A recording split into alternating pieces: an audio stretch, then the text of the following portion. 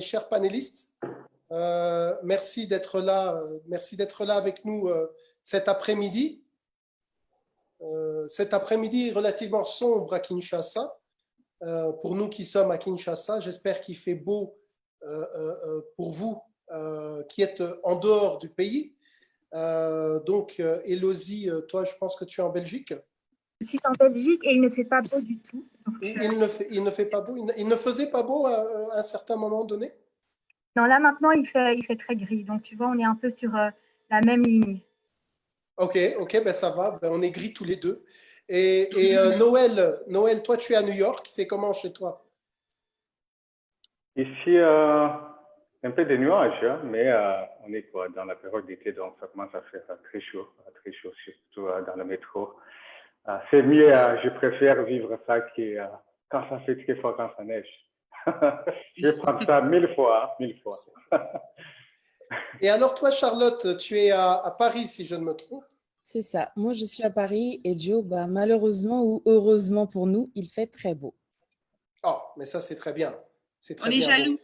Donc, voilà, tu vas pouvoir nous ensoleiller durant ce webinaire.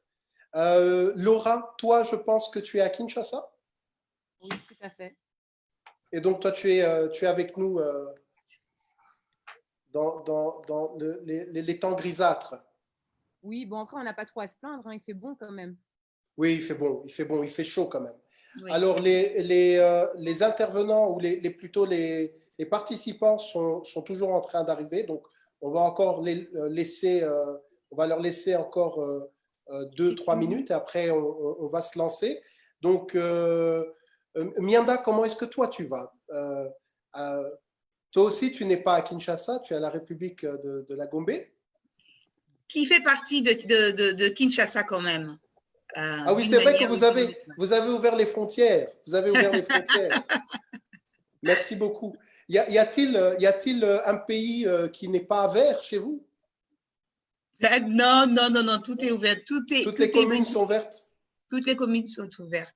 Non, mais moi, je vais très bien, très contente d'avoir ce 4e webinaire de Kelobantu. Vraiment hâte de pouvoir discuter sur les questions avec le magnifique panel qu'on a pu rassembler. Donc, je vais très bien. C'est magnifique. Alors, je pense qu'on a assez attendu. On va se lancer. Donc, important, je vous informe que nous sommes live. Nous sommes diffusés sur UFM 94.7. Donc, pour ceux qui n'ont pas accès à Internet peuvent brancher leur radio et écouter ce panel. Et donc, cette émission, c'est une émission radio également. Je ne suis pas un aussi bon animateur que Noël, qui lui est un professionnel des conférences et des panels également, ou Charlotte d'ailleurs qui le fait souvent avec Congo à Paris. Donc, merci encore une fois pour vous d'être avec nous. Nous avons rapidement, l'équipe, nos animateurs qui sont là, que je vous présente rapidement. Donc, il y a Sabrina et Lucie et Johnny qui sont derrière, qui sont en back-office et qui vont gérer les questions des participants pendant le webinaire. C'est donc notre 4e webinaire aujourd'hui et la thématique, c'est le rôle de la diaspora. Donc, on parle de diaspora. Et quel est le rôle de cette diaspora dans le nouveau système économique de la RDC? Le monde est en train de changer. Les systèmes économiques sont eux aussi également en train de changer. Les 3 webinaires précédents, nous avons discuté sur le leadership et l'optimisation de l'efficience en temps de crise. Nous avons également touché au RSE pour savoir qu'est-ce que les entreprises font et comment est-ce que les entreprises peuvent se responsabiliser pendant cette crise.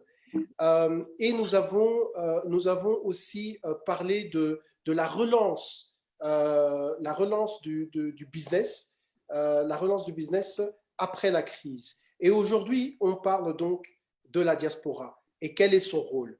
Alors, rapidement, je vais présenter rapidement Kelobantu. Kelobantu est une plateforme qui a été créée ou qui a été initiée par l'entreprise Sodeiko que je représente ici et le SWAP, qui est le Swedish Workplace Program, qui est un programme suédois sur les entreprises et juste l'assistance et l'appui aux entreprises à travers le monde. Et donc, Kelobantu est une plateforme qui contribue au développement de la RDC pour l'amélioration de ses ressources humaines au niveau de l'entreprise.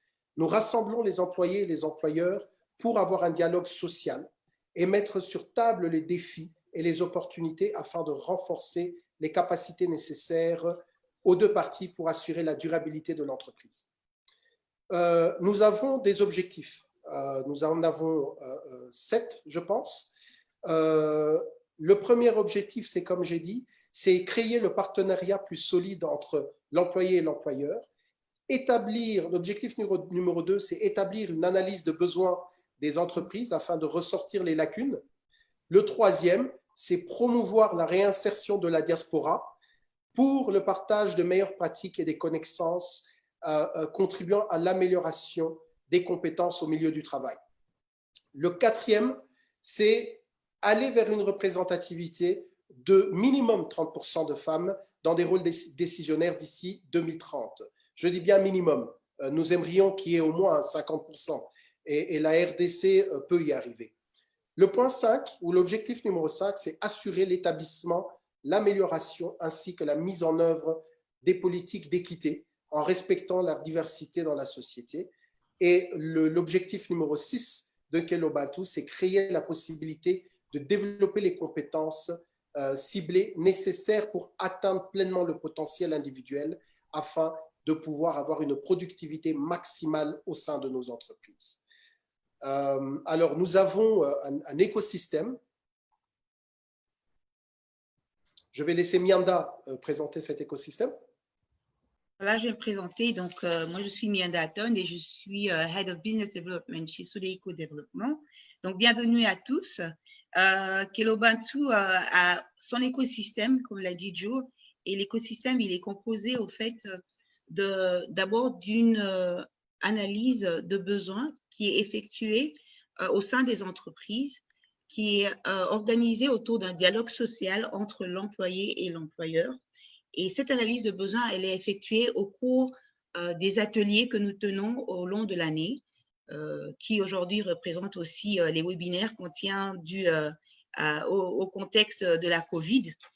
Ensuite, aussi faisant partie de cet écosystème, nous avons planifié d'avoir un sommet, un salon de 3 jours. Ce sommet-là, il va être constitué de conférences, de formations, d'un salon de l'emploi et des expositions. Donc, 3 jours qui va donner l'opportunité à nos délégués venant de plusieurs entreprises et partenaires de pouvoir se rencontrer autour des conférences, pendant des panels, pouvoir discuter des autres thématiques aussi qui seront pertinentes et retenues pour cet événement. Ce sommet-là, il se tiendra de manière annuelle.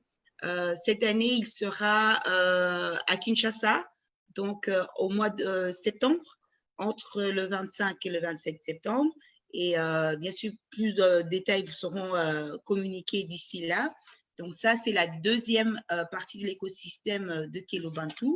Et aussi, nous avons une académie qui représente pour nous le corps qui va accompagner nos partenaires de Kelobantu vers des renforcements de capacités continues. Donc, c'est l'académie Sodeiko qui est déjà en place et qui offre déjà ses premières masterclass depuis un temps déjà. Il y a des masterclass qui sont spécifiques à certains secteurs, dont le mining, mining et énergie, Horeca et d'autres. Donc, il y a aussi des formations qui seront basées sur des analyses de besoins au sein des entreprises qui ont des catalogues qui sont aussi adaptés sur mesure aux besoins de nos partenaires. Donc, l'Académie vous accompagnera tout au long de notre partenariat. J'espère qu'il sera sans fin, qu'il va continuer éternellement.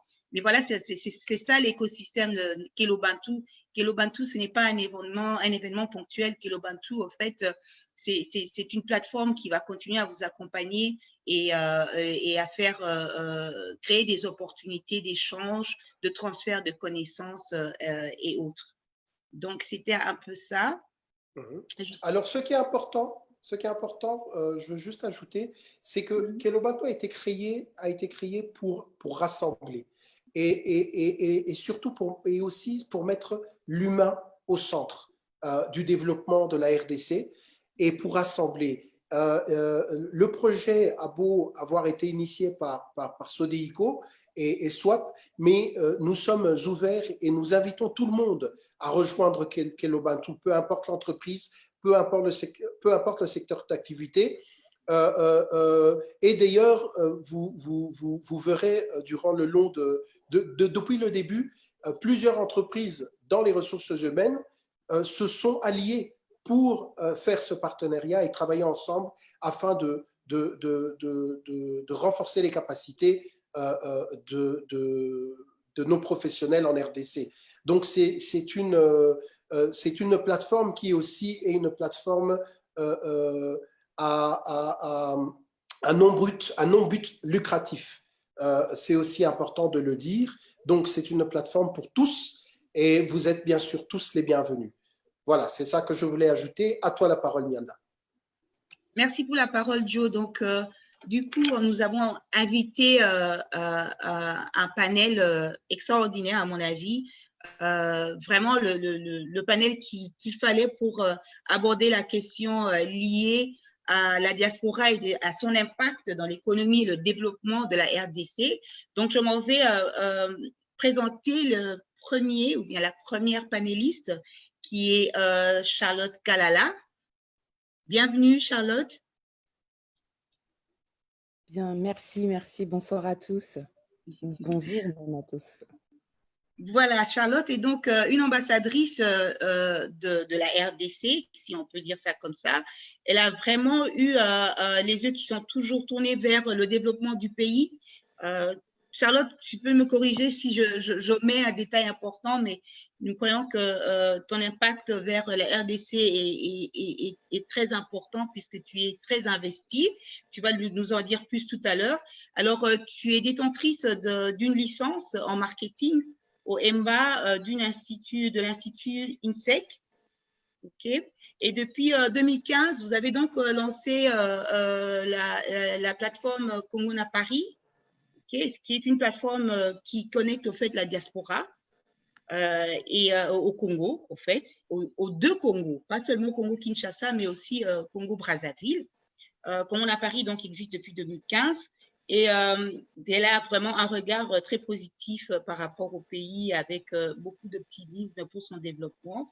Commun à Paris, au fait, c'est un salon aussi socio-économique et culturel qui est organisé sur 3 jours à Paris, n'est-ce pas? C'est bien ça. Voilà.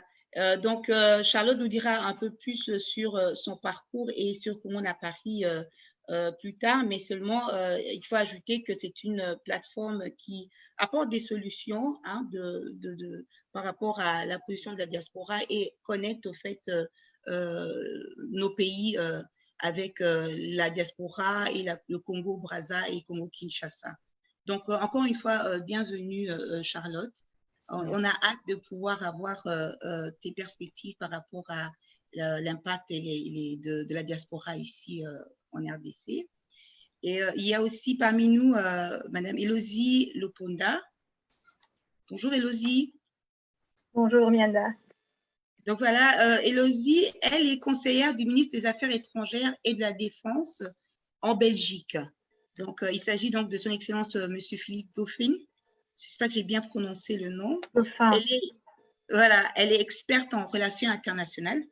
donc philanthrope et militante pour les droits de l'éducation de la jeunesse et les droits des femmes, ce qui nous intéresse beaucoup. En 2015, elle a aussi fondé une association qui s'appelle Association des livres sur les pirogues. Cette association avait pour objectif, au fait, de lutter contre l'exode rural et de permettre aux enfants des localités donc distantes reculées de pouvoir accéder aussi à l'éducation en toute sécurité, bien sûr, et toute dignité.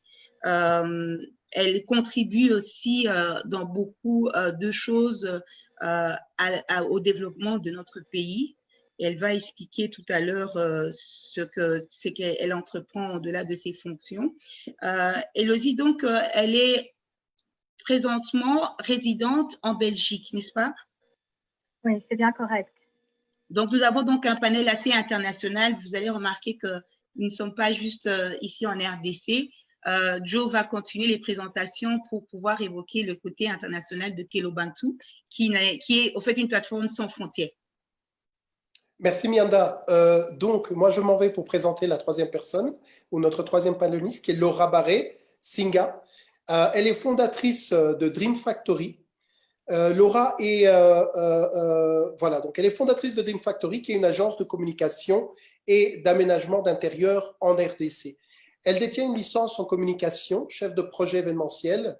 Elle est aussi détentrice d'un master en management et sciences sociales, spécialisant en ressources humaines, et un master en management d'innovation, culture et développement de l'école universitaire de management de Lille. Issue d'une culture mixte, elle est très attachée à son pays, la RDC, son pays d'origine, et sa culture congolaise. Elle est consciente et impliquée. Elle mène différentes actions et organise des manifestations culturelles en Belgique et aussi en RDC qui permettent à lever des fonds pour accompagner et soutenir différentes associations, particulièrement consacrées aux conditions de vie des femmes et des enfants. Voilà. Bonjour Laura. Bonjour. J'espère que je n'ai rien oublié, Laura. Non, c'était hyper gênant, mais ça va. C'était complet, même un peu trop complet. Et nous avons le seul homme de ce panel. Donc, vous voyez que Kelobantu est à du 75 ou 75, 25 en termes de représentativité, homme-femme. Le seul homme de ce panel est Noël Tchiani, fondateur de Congo Business Network.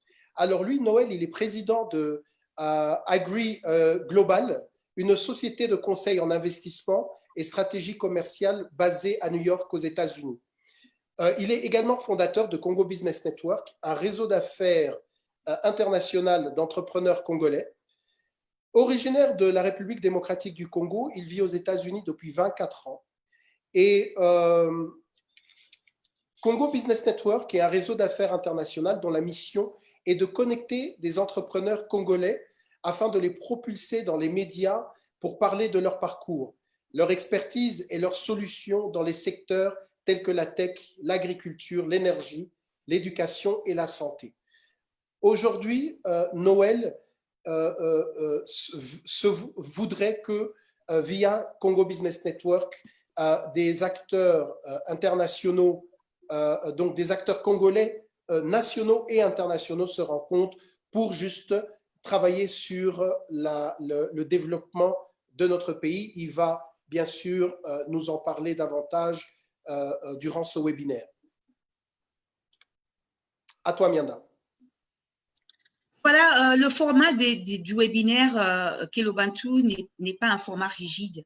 Au fait, nous encourageons à ce qu'il y ait le plus d'interactions possible pour que vous puissiez vous sentir à l'aise et avoir le temps de pouvoir élaborer correctement les questions liées à la thématique choisie. Donc, aujourd'hui, le format que nous allons observer, c'est un format de table ronde où les modérateurs ne seront pas les seuls à poser les questions, mais plutôt nous encourageons les panélistes à pouvoir les poser aux autres panélistes et pouvoir aussi, quand nécessaire, rebondir sur certaines réponses et pourquoi pas enrichir les idées. Donc, la première question, elle sera posée par Noël. Noël posera la question donc à Élodie, donc je passe directement la parole à Noël. Merci Mianda, merci. Vous m'entendez? Très bien. Oui. Excellent, excellent. La première question pour Élodie, on entend parler souvent de la diaspora congolaise au Canada, aux États-Unis, en Europe, en Afrique du Sud. Comment toi tu définis ce qui représente la diaspora congolaise aujourd'hui? C'est une excellente question. Alors, déjà, merci à tous. Je suis très contente d'être là et merci à Nkelo Bantu pour l'invitation. Donc voilà, alors la diaspora pour moi, c'est une incroyable opportunité de bâtir, de construire des ponts. C'est vraiment comme ça que je vois les choses. Je pense qu'elle se trouve un peu à mi-chemin entre deux mondes. Voilà, c'est des personnes qui soit sont parties de leur pays d'origine, soit sont nées dans un autre pays que celui de leurs parents et voilà, qui travaillent. Et j'aurai le cas de vous en parler tout à l'heure. Moi, je parle du cas de la diaspora congolaise en Belgique parce que c'est ce que je connais le mieux. Et j'ai accès à certaines statistiques également, mais je dirais que c'est une diaspora qui est très cultivée, qui est très éduquée aussi. En Belgique, on a 60% des personnes de la diaspora qui ont un diplôme supérieur, donc universitaire, et c'est très intéressant. Et je dirais que c'est un potentiel qu'il faut absolument exploiter, dans le sens où je pense que les pays dans lesquels nous, personnes membres de la diaspora, nous évoluons, mais ces pays-là, dans leur rapport avec le continent africain, dans leur rapport avec le Congo, en l'occurrence, peuvent vraiment, doivent nous donner une place de choix parce que nous sommes des interlocuteurs privilégiés dans le sens où nous connaissons la mentalité, nous connaissons le pays et nous connaissons surtout les intérêts que nous avons à cœur. Et je pense que la diaspora doit vraiment être un interlocuteur de choix pour faire le pont entre le pays d'origine et les pays d'accueil. Je pense que c'est comme ça qu'on fait avancer les choses. Dans tous les cas, moi, c'est vraiment quelque chose que je défends dans ma vie professionnelle. Comme vous le savez, je suis conseillère d'un ministre et dans ce cas-là, on a l'occasion notamment d'échanger avec les partenaires européens et c'est vraiment une position que la Belgique défend. J'ai la chance d'avoir un ministre qui me fait confiance et nous défendons vraiment le fait que la diaspora doit vraiment avoir une place de choix parce qu'elle peut vraiment faciliter la discussion. Et pas seulement la diaspora, je dirais même que c'est important aussi d'inclure valablement la société civile dans les pays d'accueil. Et ça, je pense qu'on aura l'occasion d'en discuter un peu plus longuement. Alors, moi, j'ai une... Oui, Noël, tu avais une autre question? Oui, j'allais passer la parole pour continuer avec tes questions. Ah, ok. Mais j'ai une question, moi, c'est juste que tu viens de le soulever, au fait. Je voudrais qu'on continue un tout petit peu avec ça. Existe-t-il un plan d'appui au retour de la diaspora en RDC initié par le gouvernement belge aujourd'hui? Si oui, par quel canal est-il communiqué? Écoute, c'est une excellente question.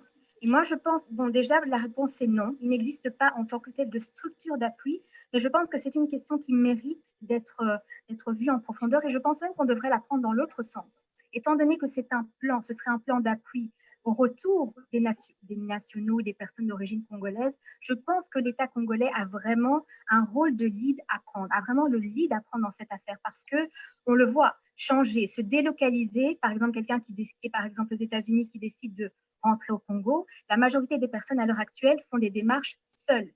Mais c'est un schéma qui demande énormément d'énergie, énormément de ressources, mais surtout un accès à l'information. Donc, je pense qu'il y a différentes choses que le gouvernement congolais des mesures que le gouvernement congolais pourrait prendre, qui pourraient faciliter ça. Et je pense que quelqu'un qui cherche à rentrer dans son pays d'origine, qu'est-ce qu'il souhaite avoir? C'est un soutien qui peut se manifester sous différentes formes. Par exemple, un soutien administratif. On va commencer, prenons le fait de l'obtention du visa. Les démarches de visa sont extrêmement compliquées. Donc, je pense qu'il y a des choses comme ça que si le gouvernement congolais le juge nécessaire, des démarches qu'il faudrait entreprendre dans ce sens. Il y a d'autres choses telles que les entrepreneurs, les personnes qui vont travailler, qui souhaitent aller implanter des entreprises sur le terrain. Il y a des garanties qu'elles souhaitent avoir au niveau de la législation du travail, au niveau de l'environnement fiscal, puis de la fiscalité. Je pense qu'il y a toute une série d'incitants qu'il est vraiment possible de mettre en place. Plein de petites choses comme ça qui pourraient rassurer les personnes. Bon, il y a le débat très, très sensible de la double nationalité. Ça, c'est à voir, c'est une question très sensible, mais je pense aussi stratégique.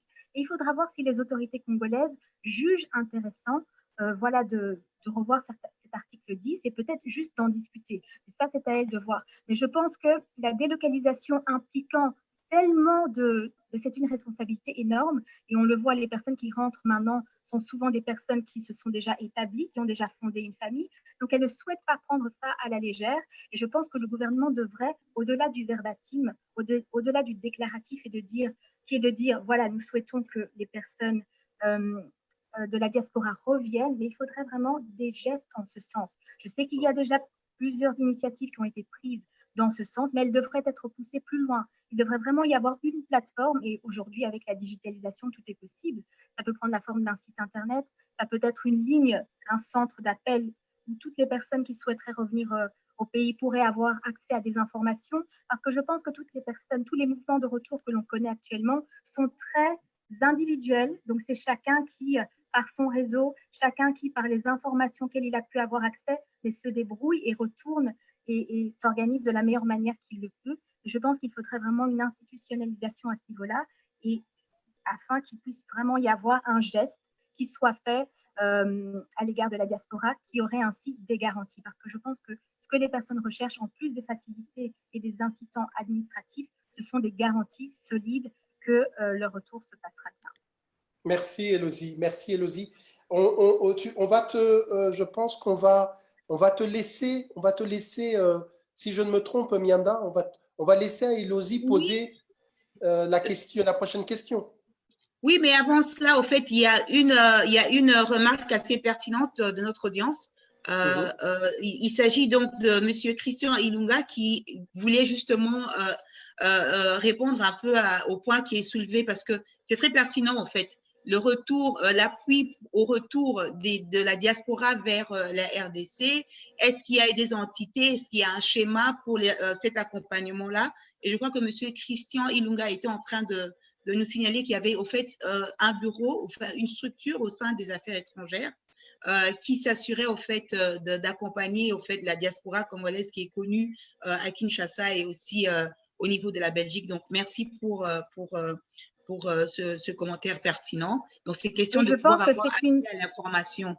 Voilà, tout à fait. Je pense que c'est déjà un point extrêmement positif. Maintenant, il faut vulgariser l'information. Il faut vraiment. C'est ça, c'est plus l'accès à l'information. Voilà, les personnes manquent d'informations, la volonté est là. Je pense que aussi en RDC, il y a l'énorme chance d'avoir à présent un président issu lui-même de la diaspora. Donc, il y a certainement cette sensibilité-là. Mais la clé, je pense que c'est l'information. Donc, le fait que cette structure existe, je pense que c'est un point extrêmement positif. Il faut juste que les personnes puissent le savoir.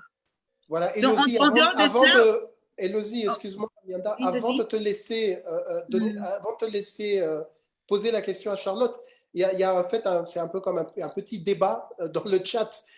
Et donc, sur base de ce que M. Ilunga a dit, il y a M. William Beya qui écrit et il dit « Beaucoup de Congolais à l'étranger ne sont plus uniquement Congolais. Et donc, le ministère des Affaires étrangères de la RDC ne les considère pas forcément. » Et donc là aussi, il y a quelque chose. C'est un peu comme ce qu'Élodie disait, il y a cette question de binationalité qui entre en jeu. Est-ce qu'un Congolais n'est plus Congolais uniquement parce qu'il n'a plus le passeport congolais? Donc ce sont ces questions-là qui sont pertinentes. Et s'il n'a pas le passeport congolais, il a un autre passeport, n'a-t-il pas lui aussi droit, donc lui ou elle, droit à avoir un appui au retour? Donc, nous allons continuer, mais merci, chers participants, vous nous donnez de la matière pour pouvoir continuer. Alors, on va laisser Charlotte parler et Élodie, bien sûr, lui poser sa question. Oui, volontiers. Alors, Charlotte, il me semble, si je ne me trompe pas de question. Bien que de même origine, la population congolaise nationale et sa diaspora évoluent dans des mondes différents. Quels sont, d'après toi, les ponts qui les relient? Ton micro. Ton micro, Charlotte. Désolée. Encore merci Nkelo Bantu pour l'invitation. La question est très pertinente et très intéressante pour moi. Justement, comme Mianda le disait, je suis fondatrice de la plateforme Congo à Paris. Et avant de lancer cette plateforme-là, on s'est posé aussi ce genre de questions. En effet, la diaspora congolaise aujourd'hui, et je vais parler essentiellement de la diaspora française que je connais, et Laura et Élodie pourront peut-être argumenter pour voir si ça correspond également à la diaspora belge et Noël à la diaspora congolaise plutôt en Belgique et aux États-Unis. Mais en tout cas, ce que je sais, c'est qu'aujourd'hui, cette diaspora, elle est biculturelle. C'est-à-dire qu'on n'est pas que congolais, mais on est aussi congolais avec, comme on le disait, des nationalités occidentales, mais aussi des cultures occidentales. Donc, c'est vrai que, comme tu me disais, Elodie, la population congolaise nationale et la diaspora, elles évoluent dans deux mondes différents. C'est totalement vrai. Pour moi, par exemple, qui suis congolaise de Paris, quand je vais, enfin, les premières fois où j'allais au Congo, il y avait vraiment ce choc de culture. Vraiment un choc de culture qui était important parce que je suis congolaise, mais je ne le suis pas à 100%. On ne l'est pas à 100%. Je m'explique avant qu'on me pose des questions. C'est parce que nous sommes à la fois européens, comme je le disais, nous sommes à la fois congolais et notre pourcentage de culture congolaise dépend un petit peu de l'éducation qu'on a reçue à la maison. Et dans cette diaspora-là, on a des Congolais qui sont congolais d'origine ou peut-être de nationalité, mais ils ne sont pas vraiment culturellement, en fait. Ils ne connaissent rien et pourtant, certains sont nés au Congo, pourtant, certains grandissent, évoluent dans des milieux congolais, entre guillemets, mais ils peuvent avoir 40 ans et ne sont pas vraiment congolais. Aujourd'hui, on va dire que nous, on a essayé d'identifier 4 types de Congolais.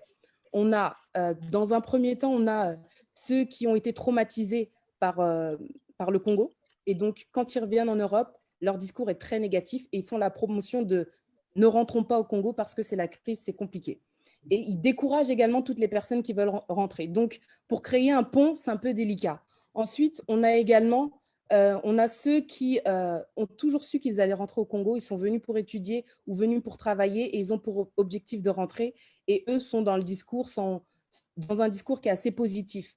Ensuite, on a également ceux qui ont découvert, il y a quelque chose qui est arrivé dans leur vie ou dans leur expérience professionnelle qui fait que ils ont été séduits et ils veulent découvrir, ils ont envie de rentrer ou ils ont envie de saisir une opportunité. Et enfin, on a ces Congolais-là qui, comme je le disais au départ, qui ne sont Congolais que de nom, qui ne connaissent rien, qui ne sont même pas intéressés à rentrer ou à découvrir. Et en règle générale, l'Afrique ne les intéresse pas. Mais toutefois, on a quand même des choses qui nous lient.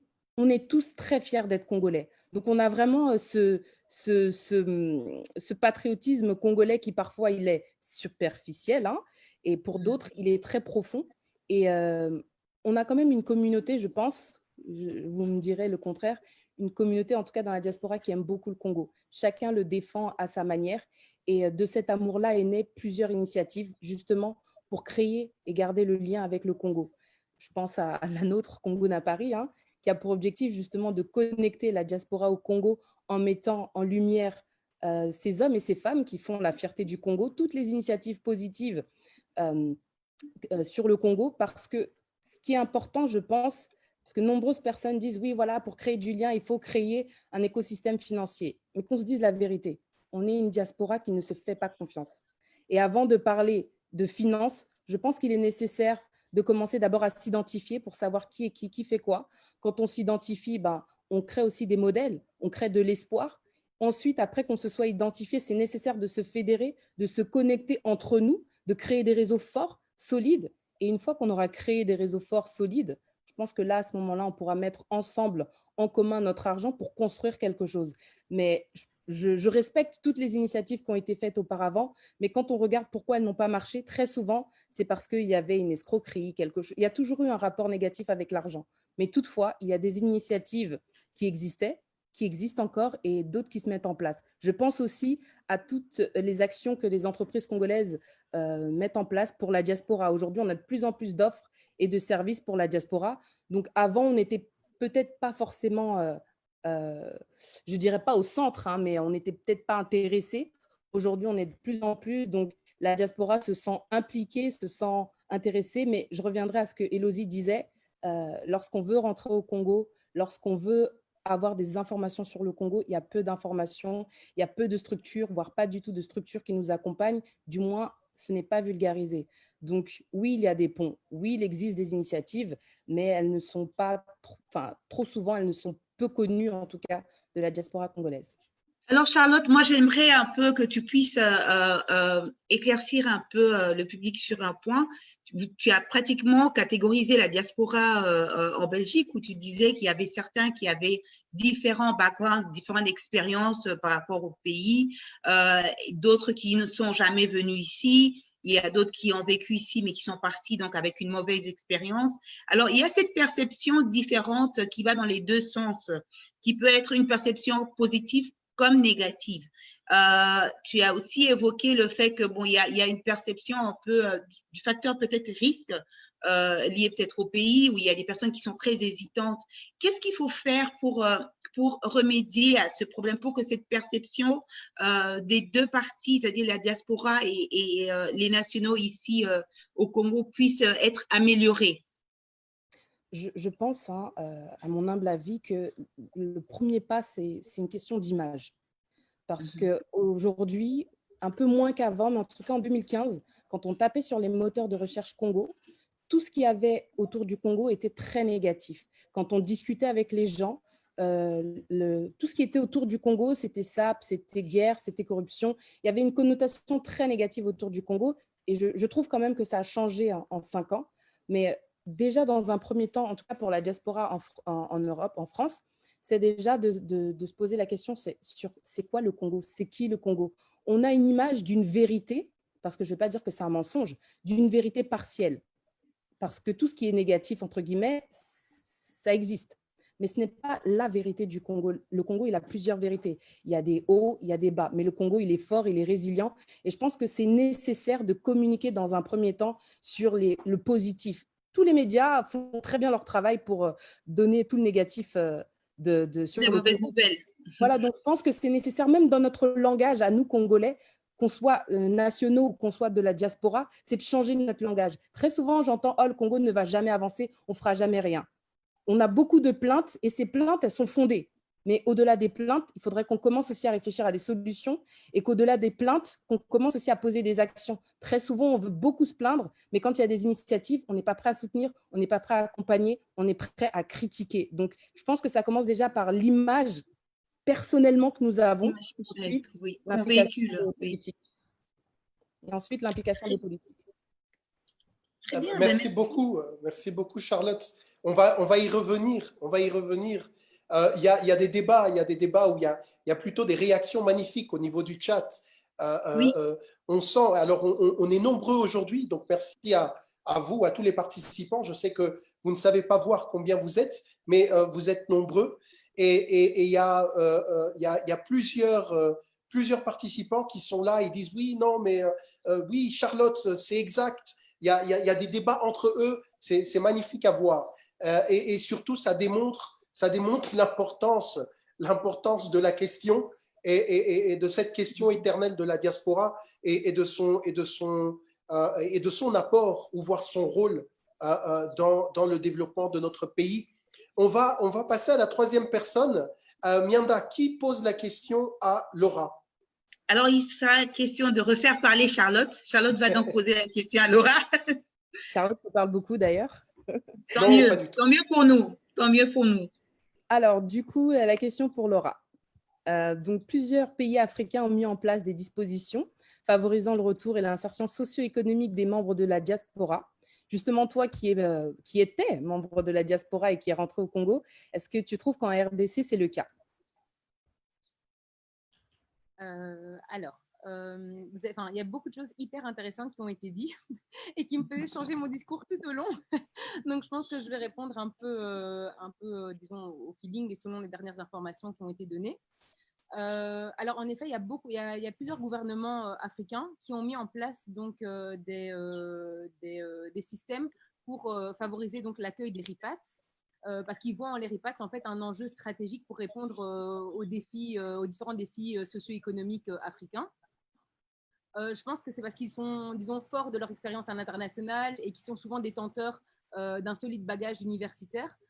Comme le disait Madame Elosy, c'est qu'on se rend compte que beaucoup de membres de la diaspora ont eu donc la chance d'étudier, sont diplômés, sont cultivés, sont éduqués, et donc peuvent contribuer finalement à répondre un peu aux différents maux de l'Afrique. Et je pense qu'en effet, les différents gouvernements s'en sont rendus compte. Seulement, selon les pays, certains ont mis des initiatives plus ou moins conséquentes. J'étais d'ailleurs agréablement surprise d'apprendre que le ministère des Affaires étrangères congolais l'avait fait, parce que sincèrement, depuis que je suis ici, j'en ai jamais entendu parler, et pourtant, je m'y intéresse. Donc, c'est un peu dommage. Mais non, comme ça a été soulevé par, je pense, M. Béa, à qui ça s'adresse finalement? Est-ce que ça s'adresse à ceux qui ont gardé un passeport congolais, ou est-ce que ça s'adresse à tous? Parce que finalement, ceux qui ont gardé un passeport congolais, je ne connais pas les chiffres malheureusement, mais je ne pense pas qu'ils fassent partie de la majorité. La plupart des gens qui vivent déjà depuis plusieurs années à l'étranger, je pense, ont acquis la nationalité de l'étranger, peut-être pour des raisons, des facilités administratives ou autres, et non pour des questions d'appartenance ou quoi que ce soit. Mais voilà, je pense que c'est vraiment important que davantage d'initiatives soient faites pour accompagner finalement le retour de cette diaspora. Donc moi, si je devrais répondre à la question de s'il y a des dispositions qui ont été mises en place, à ma connaissance, des dispositions conséquentes, non. Parce que moi, depuis que je suis là, je n'y ai pas eu droit. Après, je ne peux pas juger je ne peux pas porter la parole pour tout le monde, mais c'est vrai qu'aussi, depuis que je suis à Kinshasa, énormément de gens m'ont contacté en fait pour savoir comment j'ai fait pour arriver à Kinshasa et y rester. Parce qu'il n'y a pas uniquement le fait d'y arriver, les démarches du visa et tout qui sont déjà compliquées, il y a plein d'autres problèmes auxquels doivent faire face les gens de la diaspora. Le prix de la vie qui est quand même très élevé, on ne va pas se mentir.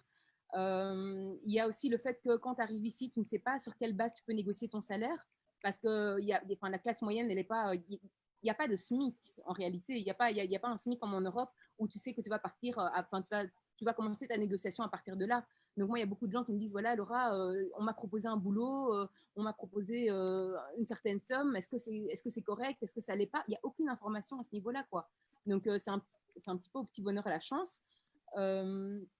Maintenant, nous, par exemple, on a avec différents collaborateurs, ainsi que Joe Mupondo ici présent, on a décidé en fait de mettre en place un programme, une structure en fait, pour accompagner justement ces gens issus de la diaspora et pour leur permettre d'arriver à s'installer plus aisément en Congo en fait. Pas uniquement pour les attirer, parce que comme disait Charlotte, je pense pas que le problème soit spécialement d'attirer les gens, parce qu'il y a certains qui ont des bons souvenirs, d'autres des mauvais, et je pense que c'est selon le profil de chaque personne. Moi, ma mère, elle connaît bien la RDC, et pourtant aujourd'hui, elle ne se voit pas particulièrement s'y installer parce que ça lui correspond plus en fait. Donc ça dépend vraiment de chaque individu. Maintenant, pour moi, le point qui est vraiment important, c'est de fournir des outils aux personnes, en tout cas, qui désirent y revenir pour les aider à s'installer. Donc, si ça tombe, on va leur fournir les outils, ils vont venir, ils vont commencer à travailler, ils vont s'installer, etc. Et la vie ne leur correspondra peut-être pas, mais au moins, on leur aura permis d'essayer, en fait. Donc voilà. Je ne sais pas si je peux, j'ai pas envie d'être redondante par rapport à c'est bien, hein. On te donnera l'opportunité de reparler. Mais merci Laura. On va passer à Noël. Tu parlais juste d'affaires. Noël, qui lui a un réseau d'affaires, je pense pourrait bien répondre à la prochaine question. Alors, c'est qui c'est Laura. C'est Laura qui pose la question à Noël. Vas-y, Laura. Alors, le développement économique de la RDC dépend fortement du secteur privé. En quoi la diaspora est-elle un ajout pour le monde des affaires congolais? Merci pour la question. Moi, je pense que quand on parle là, du développement économique, on doit étudier ce que d'autres personnes ont fait qui marche. OK? Et ne pas essayer de créer tout cela à zéro. La mentalité en Afrique ou au Congo est d'essayer de faire Made in Congo ou Made in Africa. Bon, moi, je pense qu'il faut regarder ce que les Américains ont fait, les Canadiens, les Français, les Belges, d'autres personnes. Qu'est-ce qui marche?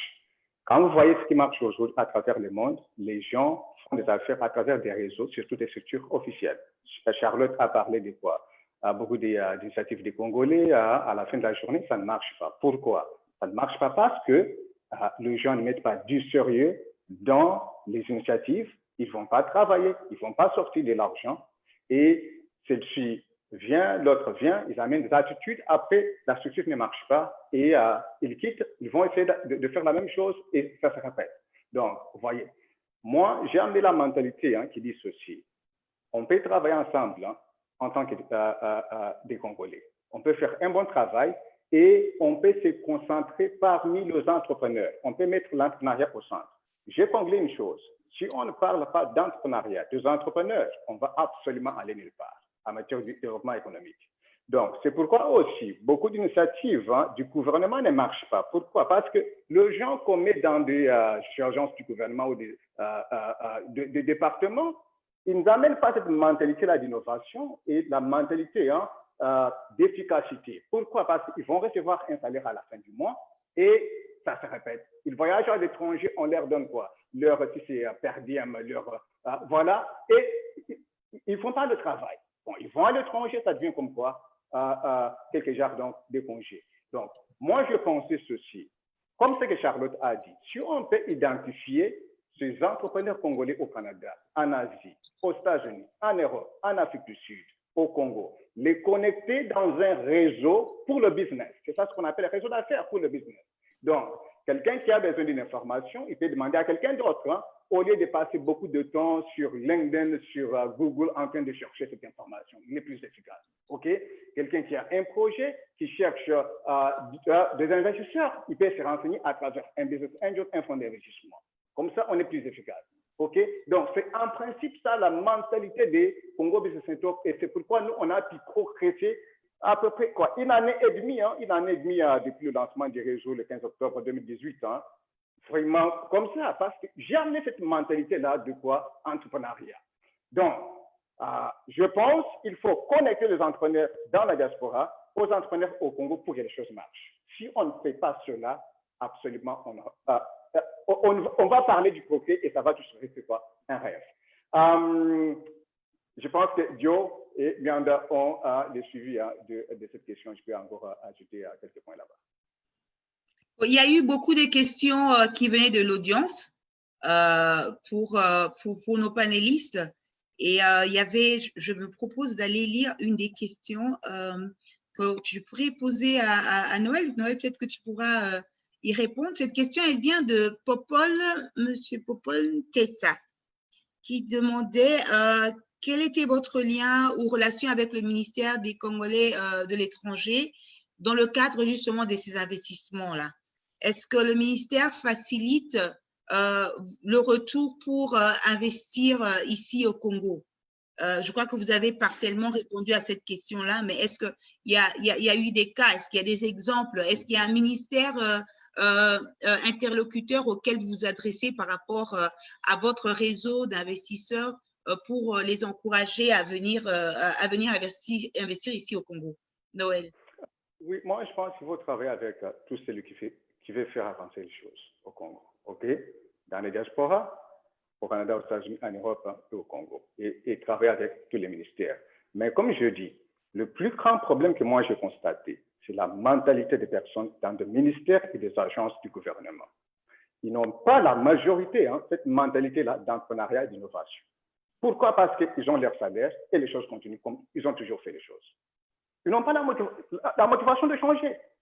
Maintenant, quand toi, tu es entrepreneur à la fin du mois, tu dois sortir de l'argent pour payer le bureau, des personnels, tu dois payer. Donc, tu es obligé de travailler.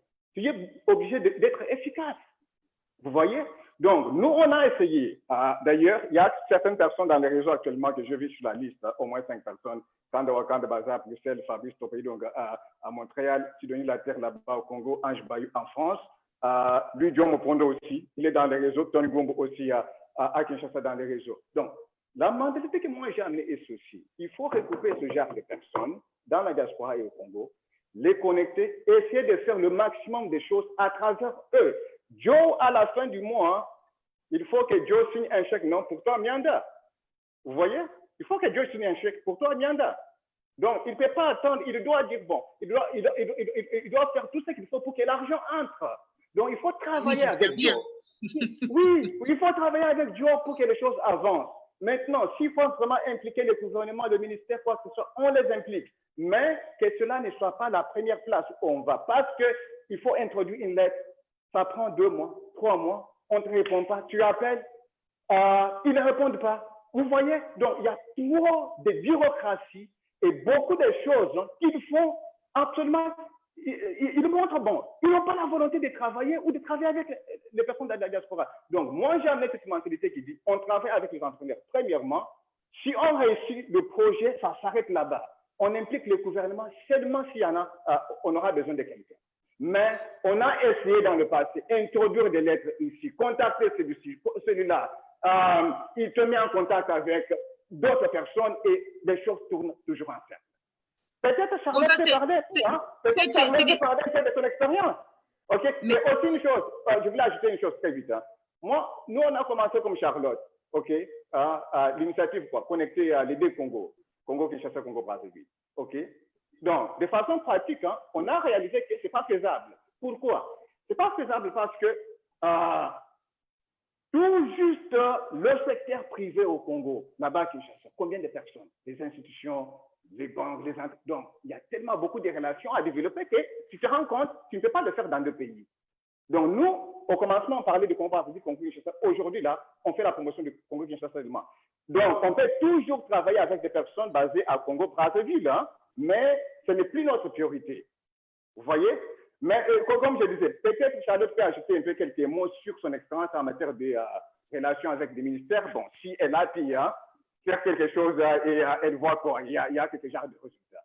Peut-être pour ajouter à la question de Noël, parce qu'il y a une autre question qui a été posée justement dans le même sens de l'audience, justement à Charlotte, qui venait de M. Benjamin Kakoudi, qui demandait quels étaient les secteurs cibles dont la diaspora congolaise pense apporter une valeur ajoutée justement dans le cadre du développement du pays.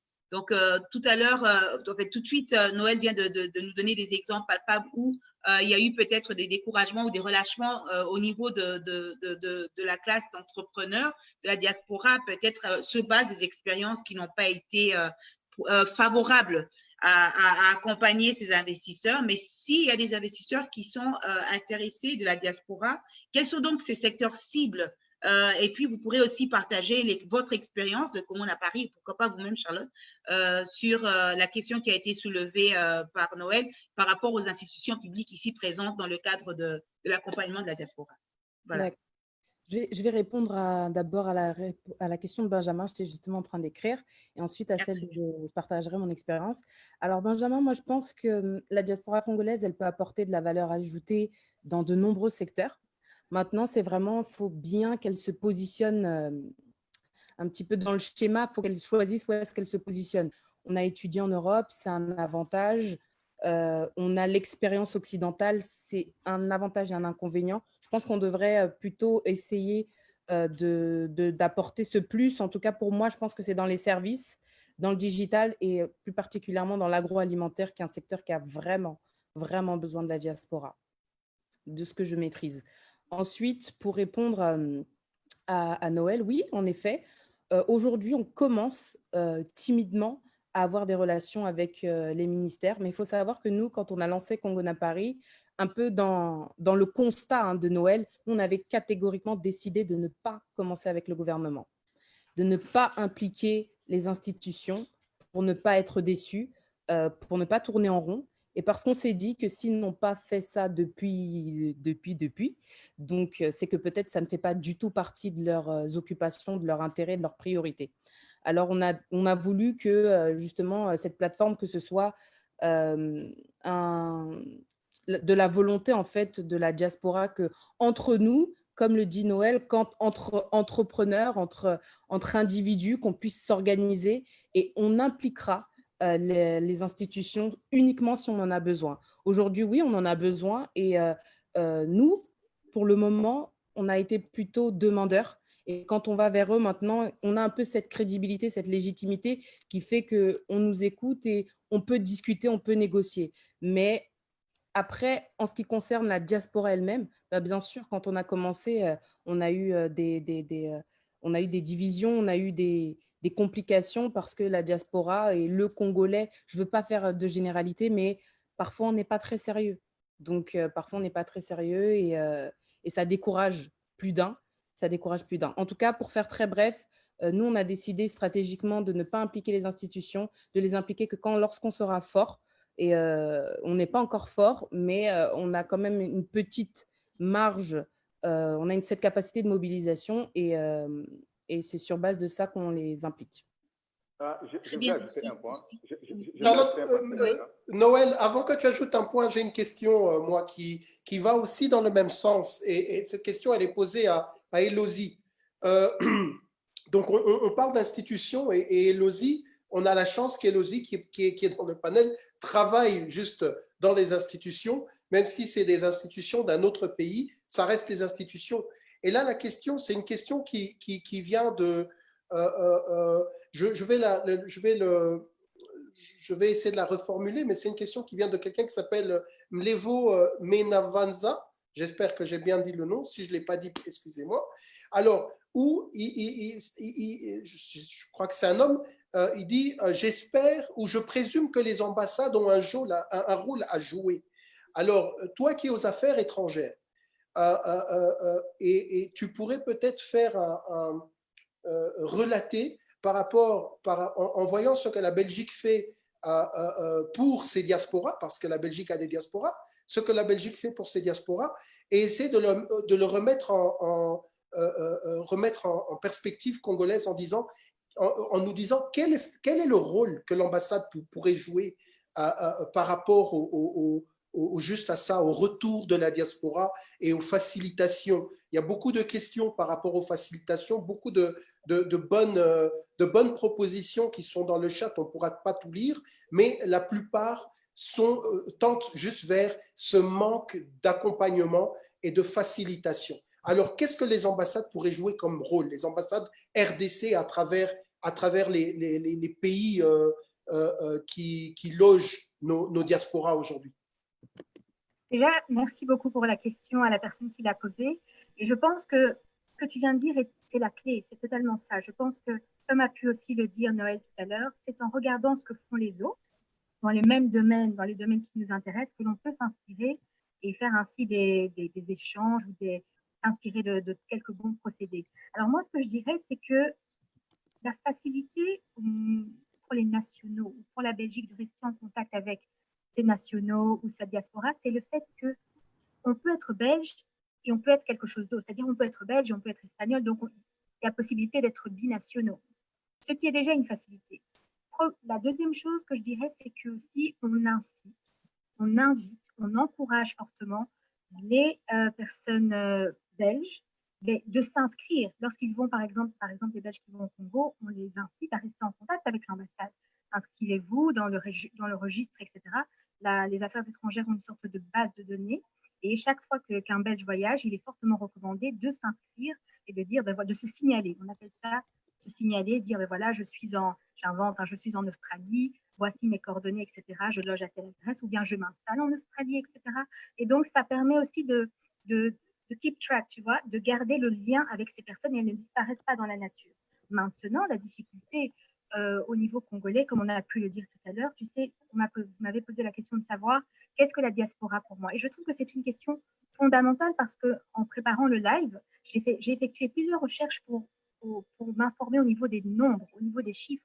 Et ce que tu remarques, c'est que de sources officielles, tout comme de sources informelles, il y a une grande, je dirais, une certaine imprécision. Parce que tu vois, ça va des informations qui te disent que la diaspora dans le monde, la diaspora congolaise dans le monde va de 2,7 millions à 7 millions. Et puis, tu as un officiel qui dit que c'est entre 12 millions et 16 millions. Mais je pense que la première difficulté, c'est de définir qu'est-ce qu'un membre de la diaspora. Et on l'a parlé tout à l'heure de la difficulté au niveau de la nationalité. Parce que beaucoup vont être amenés à changer de nationalité. Rien qu'en Belgique, on a 64% des personnes qui sont de nationalité donc d'origine congolaise en Belgique, ont la nationalité belge, 64%. Donc, ça permet, si les autorités à un moment perdent le contact avec ces personnes-là, elles ne savent plus savoir quels sont leurs cheminements. Donc, je pense qu'il faut vraiment essayer de mettre en place une structure qui permette à l'ambassade de rester en contact avec les personnes d'origine congolaise qui sont dans le pays, c'est-à-dire faire des campagnes d'information, mettre en place une sorte de portail en ligne qui va permettre aux personnes qui sont dans les critères de s'informer et de se signaler, ce qui permettra vraiment par la suite, si les personnes désirent partir, il faut organiser des séances d'information. Nous, nos différentes ambassades gardent ce lien avec les communautés belges dans le pays. Il y a souvent, vous êtes au Congo, je pense que vous êtes souvent au courant des activités qui sont menées à l'occasion du 21 juillet, qui est la fête nationale, mais aussi à différentes occasions. Et ça permet aussi d'élargir le réseau. On a parlé tout à l'heure de l'importance du réseau.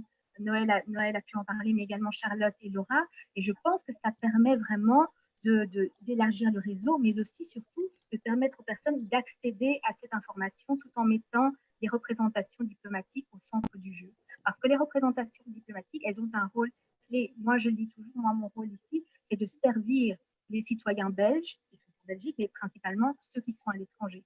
Et je dirais, les représentations diplomatiques, c'est leur rôle. Elles doivent pouvoir servir d'interface lorsque les Congolais ont des questions, elles doivent pouvoir y répondre. Et quelqu'un qui, on le sait, la diaspora souhaite souvent revenir, il faut des sessions d'information. Mais si, par exemple, l'impulsion est présente et que la représentation diplomatique reçoit du ministère des Affaires étrangères la consigne d'organiser des séances d'information, mais que la représentation diplomatique n'a pas un registre de Congolais ou de personnes d'origine congolaise dans le pays, ça tombera à l'eau. Donc, je pense que c'est quelque chose qui doit marcher de pair, mais il est important vraiment de mettre en place quelque chose qui permette de matérialiser ce lien entre les Congolais qui partent à l'étranger et ceux qui les représentent.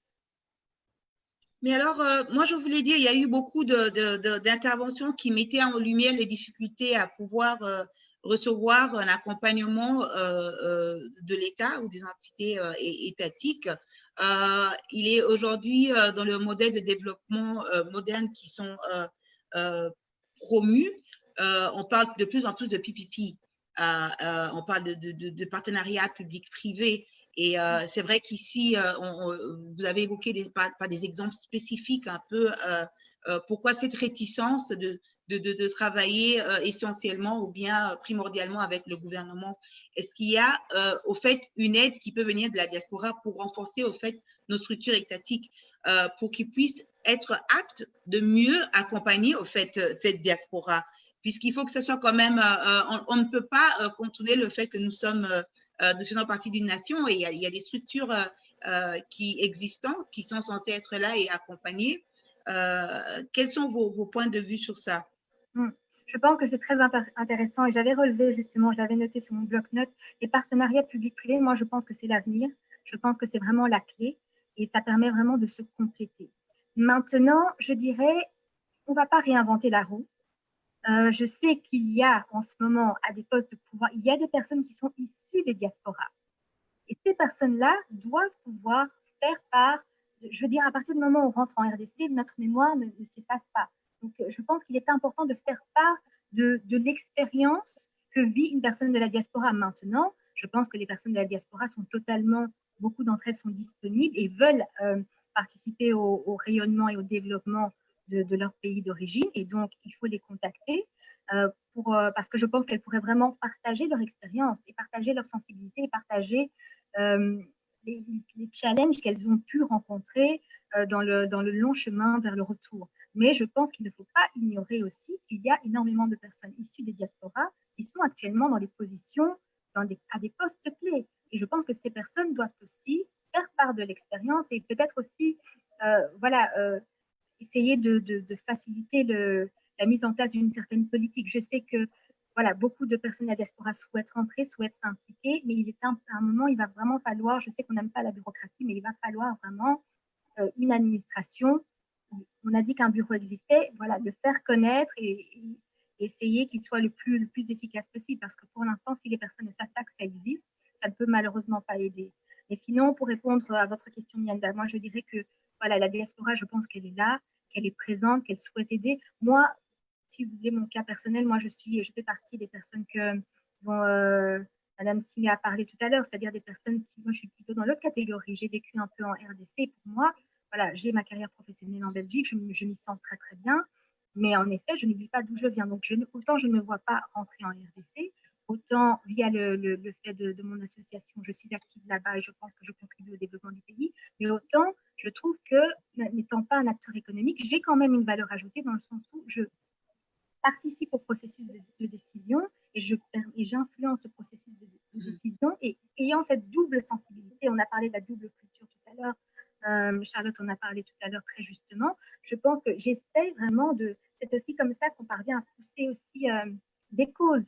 Et je suis vraiment très, très contente qu'aujourd'hui, on reconnaisse l'importance de la diaspora. Je pense qu'accorder une importance à la diaspora, c'est primordial, mais je sais que ce n'est pas le sujet d'aujourd'hui, mais je pense et je suis convaincue que ce qui est encore plus primordial, c'est de faire que les gens, les personnes qui sont sur place, n'aient plus à se dire « je dois partir à l'étranger » pour avoir une éducation de qualité, pour pouvoir avoir des perspectives économiques, pour pouvoir avoir une stabilité. Donc, je pense que ça aussi, c'est important et ça va de pair. Donc, il y a, je dirais, la jambe diaspora et il y a la jambe aussi qui est société civile à tenir en compte. Merci, Elodie. On va passer, alors on a beaucoup de questions. Oui. Donc, je sais que Noël il voulait ajouter sur quelque chose que Charlotte avait dit, mais on va lui donner la parole bientôt parce qu'il y a on va passer la question à un participant. Donc, William Béa, qui lui avait une question pour Noël. Alors, William, est-ce que tu nous entends? Oui, bonsoir. Voilà, bonsoir William. William, donc tu avais une question pour Noël?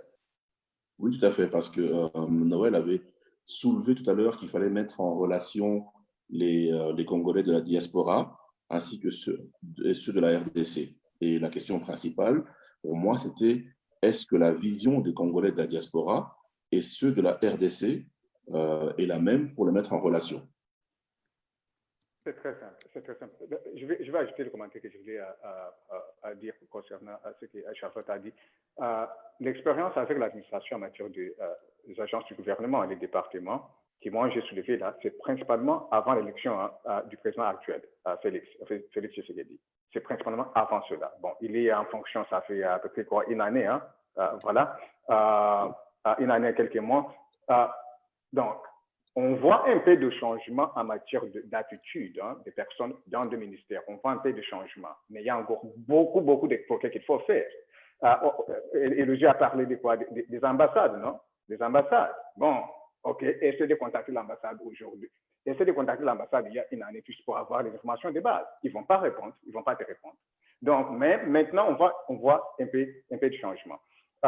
Pour continuer avec la question que William a posée, moi, je pense que c'est très simple. Si on parle ici en matière de business, OK, on doit comprendre ce que Charlotte a dit et Elodie a dit.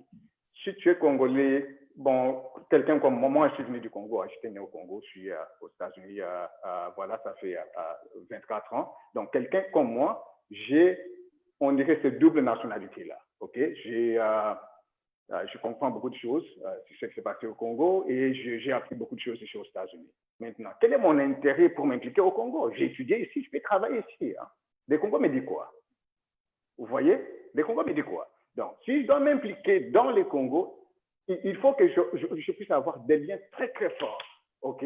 Bon, j'ai mes membres de famille là-bas, j'ai des amis qui sont là-bas. Donc, c'est pourquoi moi, je me suis impliqué dans les réseaux. OK? Pour au moins amener cette partie-là de la contribution comme quoi un devoir pour moi. OK? Maintenant, il y a des gens que moi je connais, je travaille avec. Hein, ils sont nés dans la diaspora au Canada, aux États-Unis, là-bas en Europe. OK? Ils ont étudié, ils travaillent. Bon, s'ils s'impliquent dans les Congo, il faut qu'ils puissent avoir un intérêt business. Donc, ils peuvent investir dans un projet, gagner de l'argent là-bas. Comme ils peuvent aussi le faire à travers le marché financier à l'étranger. À l'étranger, il y a le marché, la bourse de New York. Moi, je peux tous mettre de l'argent ici, non? Au lieu d'investir dans un projet au Congo.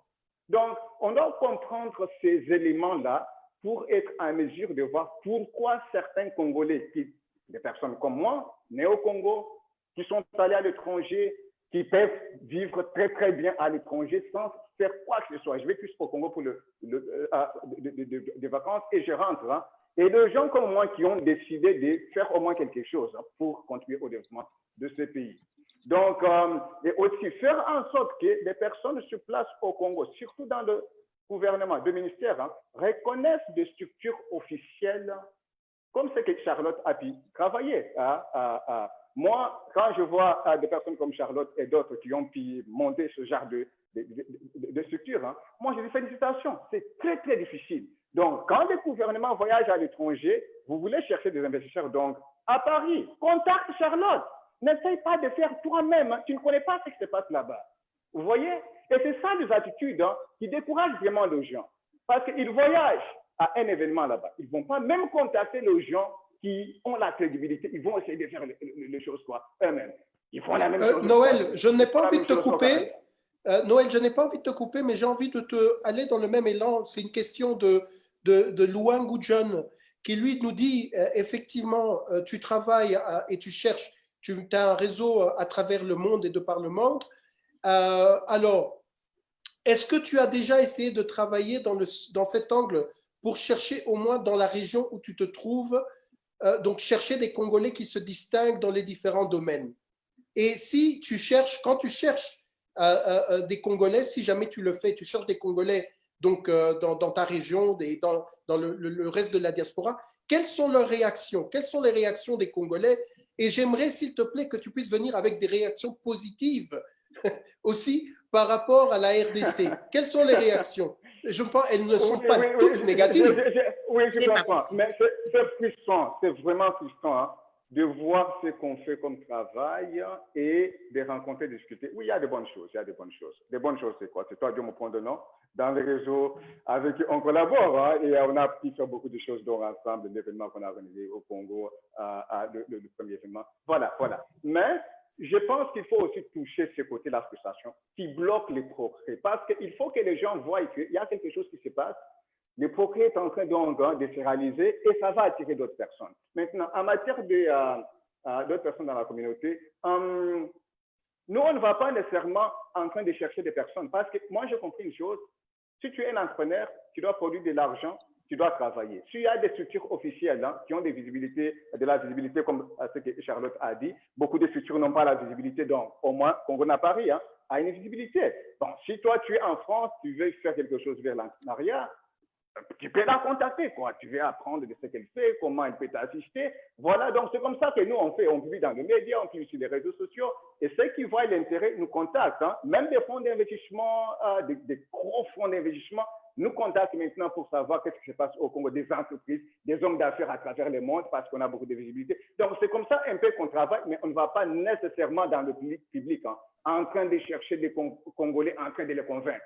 La publicité qu'on fait déjà là, en tout cas, hein, parle de soi-même. Hein, et les gens qui sont dans les réseaux comme toi, d'autres, Kanda, Fabrice, comme j'ai dit, Sido, et les autres, hein, parlent aussi à leur contact. Hein, et voilà, cela nous assiste aussi pour recruter des personnes. Et Charlotte, comme on parle réseau ici, je vais chez toi, Charlotte, et puis après, je vais basculer une autre question directement à Laura.